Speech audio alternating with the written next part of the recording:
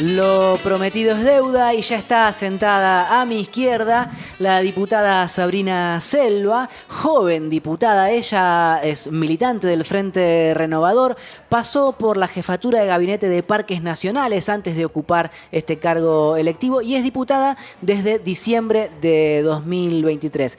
Le damos la bienvenida, le agradecemos que esté acá. Muchas gracias por haber venido, Sabrina. ¿Qué tal, Pablo? No, gracias a vos por la invitación, un placer. Bueno, lo mismo. En la tertulia lo que hacemos es conversar de política mientras nuestra audiencia se toma un vinito, se toma una cervecita, pica algo. Es una especie de unidad básica por streaming, una conversación en público. Muy lindo, ¿Sí? Me encanta. Arranquemos por lo principal. Yo creo que mencioné que como buena mercedina hoy estuviste en tu ciudad natal y que fuiste de alguna forma anfitriona en la visita del gobernador Axel Kicillof, que fue a presentar una entrega de patrulleros. Pero ¿cómo lo encontraste al gobernador? ¿Qué es lo que encontrás o recogés como testimonio en Mercedes? No, bueno, acompañé también al intendente Eustarros. La verdad que son hechos políticos que en pueblos como mi ciudad, que es Mercedes, tienen un impacto muy importante porque ante el corrimiento del Estado Nacional, Mercedes también es víctima de obras que no se terminaron del Estado Nacional, de rutas que llegan a mi ciudad y que no se mantienen por el Estado Nacional. Y bueno, y ver una pata provincial, un gobierno presente provincial colaborando con el municipio en materia de seguridad, y también recorrimos un centro educativo y deportivo que se terminó también con fondos de la provincia de Buenos Aires a través de financiamiento externo. Y la verdad que nada, hoy yo lo pensaba cuando recorría el centro educativo. Ayer lograron dictamen el oficialismo y aliados para bajar la edad de punibilidad a los 14 años. La respuesta del Estado Nacional a los pibes y pibas de nuestro país es meterlos presos y bueno, en la provincia de Buenos Aires genera espacios de encuentro y de desarrollo donde los pibes puedan generar comunidad. Así que me parece que fue un lindo hecho político. Ahora volvemos a la disputa, la territorialidad, la construcción política en suelo bonaerense, que es fundamental en la batalla electoral que se viene, pero quiero anunciar o quiero explicar también a la audiencia que nos interesa conversar esta noche con Sabrina porque ha tenido una actuación destacada en la pelea en la Cámara Baja por la creación de la comisión que debe investigar el CryptoGate, la estafa de la criptolibra, de la cual participó Javier Milei. De hecho, tu nombre fue propuesto por la oposición para que presidieras la comisión cripto. Eso se frustró porque el oficialismo resistió la nominación de Sabrina y postuló a uno de los propios para que lo hiciera en su lugar. La votación quedó empatada, como contamos el miércoles pasado, 14-14, y ahora debe resolverse en recinto. ¿En qué instancia está la negociación, Sabrina? Bueno, nosotros tenemos un punto de partida muy claro, es que no puede presidir la comisión investigadora nadie de un bloque que no quiere que se investigue, ¿no? Yo te escuchaba hace un rato hablar de lo que está pasando en el Senado con ficha limpia y paradójicamente del mismo partido son los diputados que no quiere que se avance con la investigación en un caso que a todas luces fue una estafa y nosotros simplemente lo que queremos saber es la responsabilidad política que tuvo el presidente Milei al hacer ese 14 de febrero el tuit. Y bueno, y paradójicamente diputadas como Los Penato, que está ahí esperando aplaudir si se sanciona ficha limpia, es una de las que no quiere que se investigue un caso como este. Entonces, el punto de partida nuestro, y que fue el acuerdo con el resto de los bloques, era que presida la comisión alguno de los bloques que queremos que se avance en la investigación, ¿no?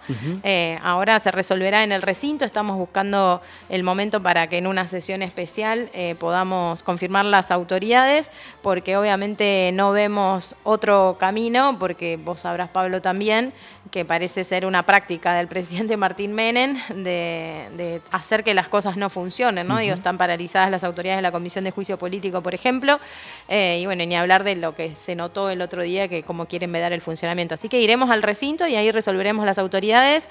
Obviamente que desde Unión por la Patria consideramos que la presidencia tiene que quedar en Unión por la Patria, porque somos la mayoría ahora en el recinto también, pero somos conscientes de que lo que queremos es que la comisión funcione, y si eso implica ceder la presidencia para que alguno de los diputados diputados de los otros bloques, más del centro, claro, la presida, nosotros estamos dispuestos. Lo que queremos es que la comisión investigadora empiece a funcionar urgentemente.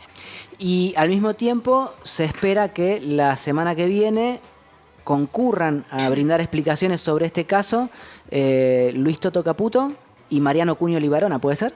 Sí, ellos estaban obligados a asistir en el día de la interpelación al jefe de gabinete Guillermo Francos, presentaron unas notas alegando cuestiones de agenda. En principio se naturalizó mucho, ¿no? Era como, no, bueno, no estaban obligados, y en el transcurso de lo que fue siendo la interpelación a Francos, creo que hasta Menem se terminó dando cuenta y tomando razón de que tenían que ir los ministros, y él mismo propuso una nueva fecha para que los ministros asistan. Si me preguntás a mí, no creo que vayan. Ok. Hay algo que no se dijo mucho, pero era grosera la carta de Cuño Libarona, porque decía que no asistía por compromisos urgentes asumidos previamente. ¿Qué es lo que es urgente, pero se asume previamente? Es muy buena tu observación. Yo la verdad que tampoco le presté tanta atención con mucho detalle a la carta, porque era obviamente que era una excusa para no asistir. Creo que se notó mucho con las no respuestas que dio Francos, incluso con el avance que tenía a su cargo, que también era fraudulento, ¿no? Digo, era Milei investigándose a Milei a través del Ministerio de Justicia, creando una unidad de investigación que no sabemos qué hizo hasta el momento y que Francos no pudo explicar, y solo nos dijo, no, bueno, ya mandaron el informe a la justicia, pero es reservado, lo cual es mentira, porque el decreto que crea la UTI no dice que eso sea información reservada, al contrario.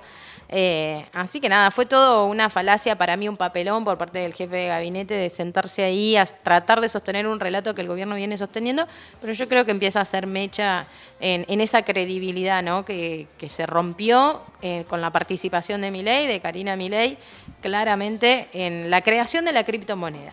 Yo soy muy responsable cuando hablo. Digo, nosotros lo que no vamos a hacer bajo ningún punto de vista es atribuirnos funciones del Poder Judicial. No vamos a juzgar la responsabilidad penal del presidente, pero sí vamos a juzgar la responsabilidad política, y tiene una responsabilidad política. Promovió una criptomoneda que terminó en estafa, Milei. Vos marcaste algo en tu intervención en Recinto el miércoles pasado que Francos no quiso, o no podía tal vez, responder, y es que señalaste que a los 22 segundos de que se creara el contrato, Milei lo divulgó por Twitter, lo promovió por Twitter. ¿Cómo hizo para acceder a esa información Milei antes que el resto del mundo?, preguntaste vos. Y Francos repitió una y otra vez que esa información era pública. Pero, ¿podés explicarnos por qué no era pública esa información? A ver, no es cierto que fuera pública, y por eso incluso cuando le preguntamos, bueno, si era pública, ¿de dónde la sacó? Porque, Dios, si era pública, tranquilamente, no, había una página. La página que crea la criptomoneda, que es vivalalibertadproject.com, al momento del tuit del presidente Milei, no tenía publicado el número de contrato. Y esos 22 segundos que vos hablás son entre el momento en el que se crea el pool de liquidez, que es en donde las personas van a comprar, y ahí se mueven entre esos primeros 22 segundos, entre la creación del pool de liquidez y a los 22 segundos el tuit de Milei, se mueven alrededor de 13,5 millones de pesos, de dólares. En ese momento es donde yo indagaba al jefe de gabinete cuando él decía no hubo una coordinación. Digo, fue casi cronológico. Digo, la creación de la página, la creación de la criptomoneda, y 22 segundos después el tuit de Milei, 22 segundos después. ¿Lo sabías de antes? Lo sabía de antes. Alguien le pasó ese número de contrato, y lo que todavía no tenemos respuesta es quién se lo pasó. ¿Y por qué no nos puede responder? Nosotros podemos hacer muchas conjeturas de quién se lo podría haber pasado, porque digo, los gestores de la estafa sí están a la vista. Uno de ellos fue allanado por la justicia, que es Mauricio Novelli, con quien Milei tenía un vínculo previo. Si fue Novelli quien le pasó ese número de contrato, ¿por qué el presidente ni nadie dice que fue Novelli? Claro. ¿Qué hay detrás? ¿Qué esconden? ¿Por qué resguardan a los que fueron partícipes de la estafa? Así que creo que quedó en evidencia que la comisión investigadora tiene que empezar a funcionar. Bueno, ahora sí te voy llevando ya al terreno de la puja política, porque en la tertulia nos enfocamos sobre todo en la construcción de poder, en la acumulación, que es una pregunta por lo general ausente al menos en la actualidad o en el ejercicio periodístico, en la deliberación pública, es como que para la mayoría de los que orbitan alrededor de la política, las cosas se dan porque alguien detenta el poder y fulano y mengano se ordenan alrededor de alguien y chau, ya está. Pero para que alguien tenga ese poder, algo tuvo que pasar antes, ¿no? Eso nos lleva directamente a el territorio bonaerense por todo lo que está pasando alrededor de Axel y Cristina. ¿A vos la interna te incomoda o te genera bríos, inquietudes, pasiones? Creo que un poco de todo eso. Podría arrancar diciéndote que me enoja, porque yo creo que estamos en un momento muy complejo de la Argentina, que la provincia de Buenos Aires particularmente está atravesando un momento muy complejo porque Milei eligió a la provincia de Buenos Aires y al gobernador de la provincia de Buenos Aires como enemigos. Digo, la provincia está sufriendo un recorte discrecional por parte del Poder Ejecutivo Nacional sin precedentes. No solo la eliminación de fondos como el Fondo de Seguridad, sino también en materia de coparticipación, en paralización de obras. Entonces, me parece que lejos de estar discutiendo una interna o esto que está sucediendo en estos últimos días, está discutiendo el calendario electoral al gobernador de la provincia de Buenos Aires, que tiene la potestad por decreto de establecer el calendario electoral. Entonces, yo creo que acá hay mucho, seguramente por discutir, y más por ahí del sector del gobernador o del sector de la Cámpora, que es donde más encrudecida está esa interna, tendrán más para explicar que yo. Lo que yo sí creo es que, compañeros de la provincia de Buenos Aires, nos tenemos que centrar en construir una alternativa frente a Milei. Después discutamos la alternativa frente a quien quiera presidir, pero no podemos estar pensando en que el enemigo hoy no es Axel, no está dentro del peronismo, y me parece que hay que concentrarse en eso porque están pasando cosas que me parece que ameritan poner la mirada ahí, no en donde la están poniendo algunos compañeros. Correcto, yo voy a hacer una aclaración ahora porque justamente puedo percibir que Sabrina, amén de su honestidad, tiene una posición más cómoda tal vez que muchos de los actores en esta disputa y tiene que ver con que ella pertenece al Frente Renovador, que de última integra el armado de Unión por la Patria, pero que no está involucrada directamente en la confrontación central, ¿no? O sea, de hecho, el rol de Sergio Massa es más, podríamos decir, el de un mediador. Vos, en tu campo de intervención, ¿mediás?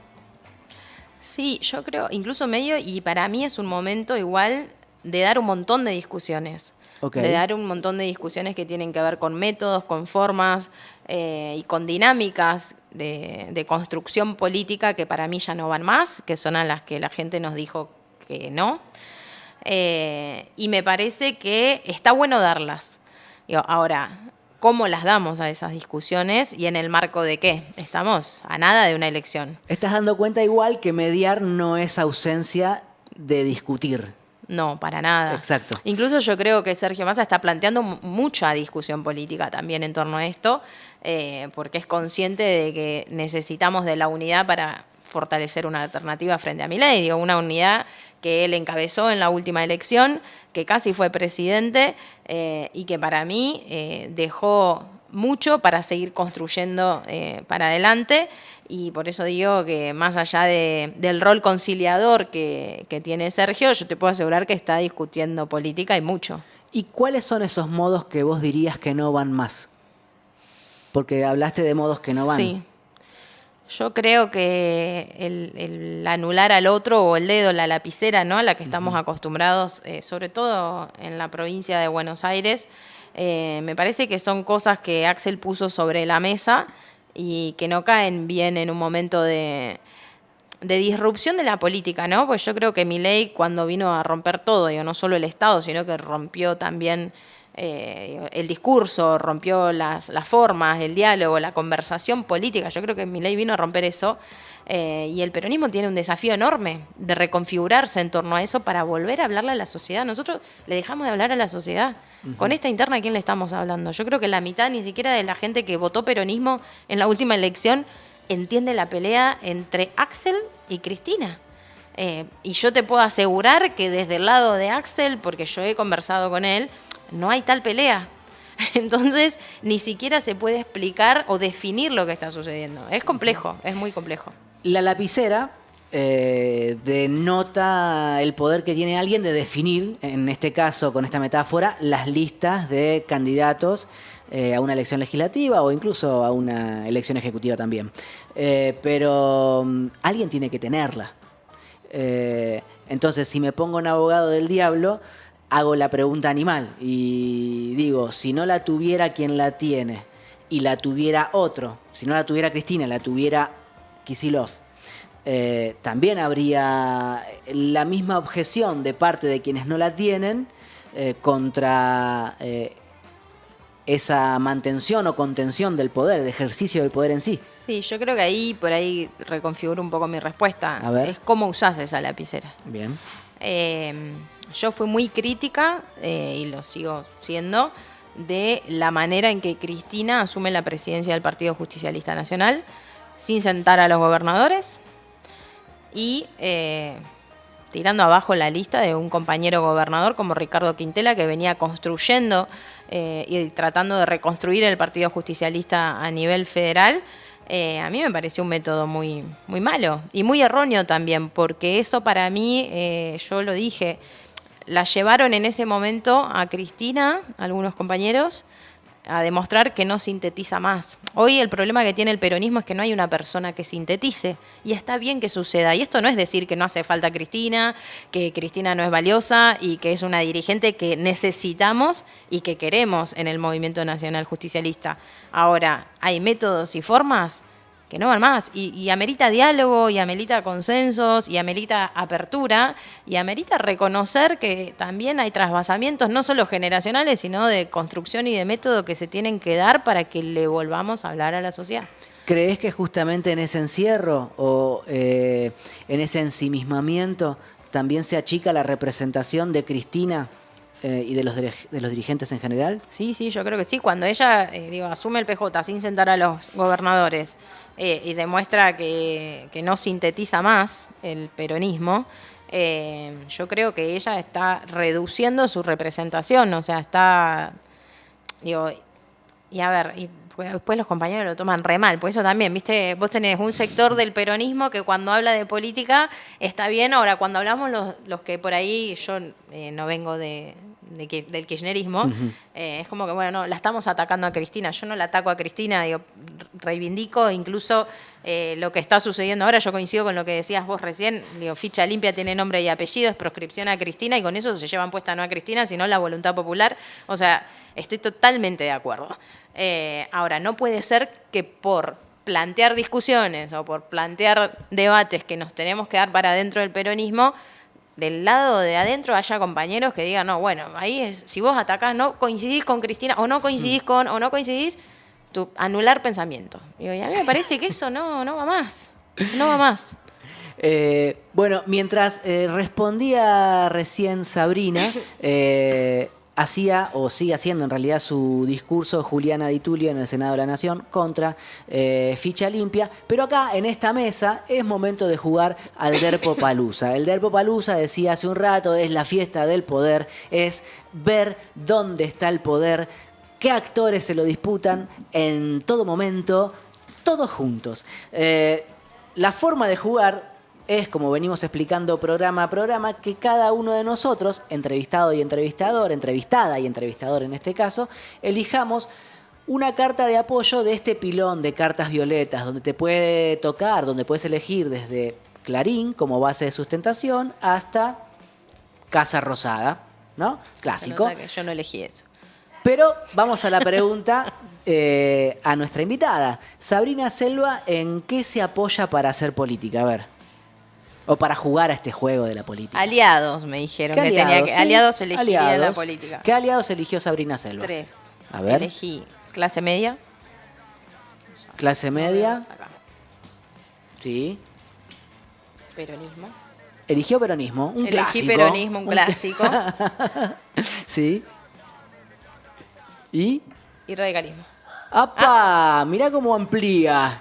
Está muy bien. Para vos todavía la UCR tiene una dignidad. Envergadura, no, iba a decir una envergadura política, un volumen y una densidad social aceptable. No, yo creo que hay un sector del radicalismo con el que tenemos mucho para poder sentarnos a pensar los consensos que son necesarios para la etapa que viene de construcción política. Soy una convencida. Participo de muchos espacios de formación política que son multipartidarios y transversales, de manera que creo en el diálogo político y creo que el radicalismo, por ejemplo, en la provincia de Buenos Aires, hay un sector del radicalismo que sería un buen aliado para dar una discusión más amplia y de construcción, incluso me animo a decir, de alternativa frente a Milei.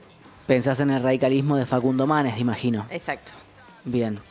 Bueno, le cuento a la audiencia que yo elegí como aliado la Corte Suprema. Voy con el caballo del comisario. Elegí FMI para enojarla a Sabrina. Y también elegí Twitter o X, un clásico de los antisistemas. Lo que sigue, Sabrina, es que elijamos, vos y yo, pero esto ya es al azar, voy a mezclar la baraja en este caso, 3 iniciativas para hacer frente a las situaciones que nos toquen, ¿sí? Este es el mazo verde, ese el no mazo lo veo. de las iniciativas. No, solo saca 3 cartas, yo también voy a hacer... Las 3 de arriba no me las habrás metido todas. Lo que vos quieras, no, si querés sacar del medio, como vos quieras. Y 3. Bueno, y yo saco 3 mías, no me las muestres, en todo caso tenelas ahí, miralas, chusmealas. Y ahora vamos a evaluar con cuál jugamos ante la situación que vos también vas a elegir. ¿Ves? Esta es una situación que se nos presenta. ¿Por qué? Porque la política, más allá de la racionalidad, de los actores que elegimos para que nos acompañen, de aquellos con los que queremos caminar, de aquellos con los que queremos discutir y aquellos con los que elijamos para confrontar, la política, en definitiva, muchas veces se termina resolviendo por azar, por carambola. Es como si un dios jugara las barajas con todos nosotros. Así que elegí de acá una carta que va a ser la situación que nos toque afrontar con alguna de las iniciativas. Creo que no puedo afrontar mucho, pero no, bueno. Vamos a ver. Una sola. Está. Bueno, es así, la naranja, mostrala. Mostrá cuál te tocó, a ver. ¿Qué dice? Cae el precio del petróleo a nivel mundial y no entran dólares por vaca muerta.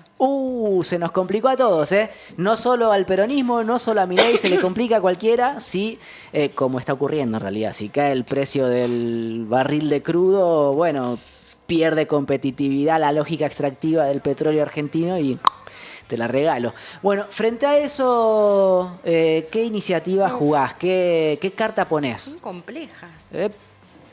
Porque no resuelvo el problema. Eso es lo loco del juego. No tenés cartas para jugar y tenés que jugar una carta sí o sí. ¿Qué haces? Así es la política también a veces. ¿Puedo contar las que me tocaron? No. Contá las que te tocaron, totales va a ser divertido. Formación de banda de rock. ¡Muy bien! ¿Cómo que no me sirve? veo en onda rock igual. Vuelve el punk. Vuelve el punk. Creación de una ONG. Bueno. No, el general decía, cuando quieras que algo no funcione, arma una comisión. Igual no es el momento para decirlo. La nuestra va a funcionar. En producción me sugieren que armes una ONG con manes. Bueno. No va a andar mal, ¿eh? No va a andar mal, ¿no? Una ONG no estaría mal. Es la que estaba pensando, no la había pensado con manes. Conversión en columnista de televisión. ¡Apa! Esa sirve. Esa sirve. Podés ser presidente después. Claro, eso pensaba. Digo, de ahí sin escalas a la presidencia. Jugala. Esta juego, sí. Vos jugás esa y yo juego convocatoria a las calles. Mirá, al final yo, que tenía los aliados más conservadores, juego... Me tocó la carta más rebelde. Y ahora vamos a resolver con dados. Bien. Si gana tu carta o mi carta. Vos tirás dados y yo tiro después que vos. No soy buena en los dados. 5 puntos sacó Sabrina. No vale, ya está. Ahora voy a tirar yo mis dados. 8. Bueno, te gané esta mano, Sabrina. Era más coherente igual, ¿no? Que gané la convocatoria a las calles a la larga gana, ¿no? Sí. Bueno, esa es una buena pregunta para hacerte. Hay mucha militancia, bueno, para decirlo correctamente, hay amplios sectores de la militancia del campo popular que suelen caracterizar esta etapa como de escasa movilización o de insuficiencia a la hora de activar. ¿Vos ves eso? Yo creo que, lo decía hace poco cuando empezaba todo este tema de la discusión de Libra, yo creo que le empieza a ganar a la paciencia, le empieza a ganar la incomodidad de la gente, el enojo, la frustración. Yo creo que de a poquito empieza a permear eso. Ok. Cuesta todavía la movilización, pero hoy todos los miércoles en la puerta del Congreso tenés gente defendiendo a los jubilados y creo que con muy poca pertenencia partidaria. Así que eso me parece que empieza a ser mella, ¿no? Un poco la frustración o el enojo o empieza a mutar de la paciencia al enojo social. Yo creo que está empezando a pasar. Bueno, saca otra cartita naranja, otra carta de situación. A ver qué te tocó. ¿Qué nos tocó? ¿Qué nos tocó? Escándalo mediático por una orgía en Olivos. Ay, ¿quién habrá escrito todo esto? ¿Quién escribió esto, chicos? Qué maldad. Bueno, ¿qué carta jugás vos ante esa situación? ¿Es para dar notas en la tele y pasarse un rato largo? Para hablar mal del otro. Y ahí sí armo una banda de rock. Me jubilo, sí. Y yo salto o regreso al sector privado. Me vuelvo al sector privado. A ver. Más aburrido lo tuyo. Sí, obvio, más aburrido. Pero bueno, es la carta que me tocó. Va a tirar sus dados Sabrina Selva. Me da mejor. ¡Epa! Bueno. 9 puntos sacó para la banda de rock. Yo quiero que gane la banda de rock. A ver. Sí, ganó Gané. la banda de rock porque ella sacó 9 y yo saqué 3. En esta mano me ganó Sabrina. Dije como al pasar vuelve el punk y te pregunté después sobre esta demanda de cierta militancia que por ahí es más prejuicioso en su carácter que, digamos, finito en el análisis, esta historia de suponer que hay poca movilización. Y entonces la pregunta que me surge hacer es si hay un regreso al punk porque todo está perdido o hay esperanza para construir algo. Yo creo que el desafío es lo segundo. Nadie quiere un caos social en este momento y yo que creo en la política, más allá de la expresión cultural que es muy valiosa, creo que la solución a este momento de crisis política es más política, no menos política. Creo que es un desafío enorme. El peronismo tiene un desafío muy grande de volver a hablarle a la gente y de llegar e interpelar con la política, que hoy no está pasando. Pero yo no me resigno, soy de las que sigo creyendo. Yo no me resigno, es una buena definición. I am believer también. Última carta. Última, a ver. Uy, con la ONG, a ver qué hago. A mí no. Bueno, mira, no sé. A ver. Macri rompe con Milei, los Bien. libertarios pierden en PBA y en Cava. ¡Opa! ¿Será premonitorio? Me encanta. Bueno, ¿y qué? ¿Jugás la de la ONG? Sí, me quedó la de la ONG. Y a mí me quedó la de presentación de un amparo ante el Poder Judicial. Y además yo tengo a la Corte Suprema, así que puedo hacer lo que quiero con el Poder Judicial. Bueno, y yo ahí armo una ONG con Manes, sí, olvídate. Ahí está. Bueno, tirá los dados a ver si tenés suerte con Manes. Epa, 8 puntos 8. sacó Sabrina. Voy yo. Saqué 6 puntos. Me ha ganado Sabrina esta mano. Ganaron la ONG de Manes y la banda de rock de Sabrina Selva. No es poco para una noche de miércoles en que se está votando la proscripción de Cristina Kirchner. Esto es mitad en broma y por supuesto que la otra mitad es absolutamente en serio. Y aprovecho estos últimos minutos del programa para hacerte la pregunta central, que es ¿dónde crees y cómo crees que se acumula poder en este momento? Siempre hay una pregunta que para mí todo político tiene que hacerse, primero si tiene vocación de poder y para acumular poder, que es ¿para qué? Digo, mientras la dirigencia vuelva a pensar y repensar el para qué, para mí desde el peronismo vamos a volver a acumular poder. Si seguimos discutiendo personas, si seguimos discutiendo cuestiones que no interpelan a la sociedad, Sí. no vamos a acumular nada. Vamos a acumular más de este tipo de gobiernos que están haciendo pelota a la Argentina. Así que para mí se acumula poder creyendo en el para qué uno hace política, creyendo en el poder y teniendo vocación de poder, pero creo que nos tenemos que reconfigurar en un montón de la conversación política que hoy no está sucediendo en el peronismo. Voy a complejizar entonces a partir de tu respuesta, que me parece muy interesante. esta parte de la charla. Cuando alguien se pregunta ¿para qué quiero acumular poder? Uno podría decir para ganar, porque yo tengo la receta para salir de este atolladero, ¿sí? O nosotros, el colectivo en el que yo participo, lo que fuere. Pero al mismo tiempo, esa receta tiene que aplicarse en un contexto donde hay otros poderes que también juegan, más allá de este derpopalooza gracioso que armamos todos los miércoles. Y lo que se da en las últimas décadas, diría, es una democracia cada vez más inhibida. Entonces, supongamos que efectivamente un militante con mucha integridad y mucho compromiso se pregunta ¿para qué? Y el para qué es recontra bueno, recontra compañero, recontra solidario y sensible a las demandas sociales.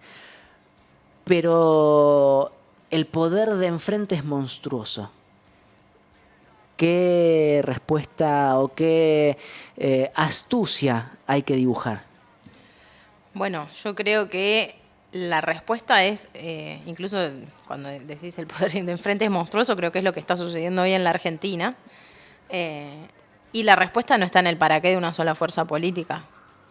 Y yo creo que eso es romper con un paradigma de método y de forma de construcción de una fuerza política a la que pertenezco, que es el peronismo, que no se imagina esta alianza con la UCR para construir una alternativa frente al gobierno de Milei. Yo creo que para construir ese y reforzar ese para qué y para poner un freno al momento nefasto que está atravesando particularmente hoy en la Argentina, que vos lo dijiste metafóricamente, pero para mí está sucediendo hoy, y para frenar el poder económico, y para frenar el poder judicial, para volver al equilibrio institucional de la República Argentina, no alcanza con el peronismo. La escucharon, la vieron. Ella es Sabrina Selva, diputada nacional por Unión por la Patria, miembro de la bancada peronista, la principal oposición en la Cámara Baja, militante del Frente Renovador, mercedina de origen. ¿Y ya te adoptaron como porteña? Porque me imagino que pasarás gran parte del tiempo acá. No, siempre mercedina.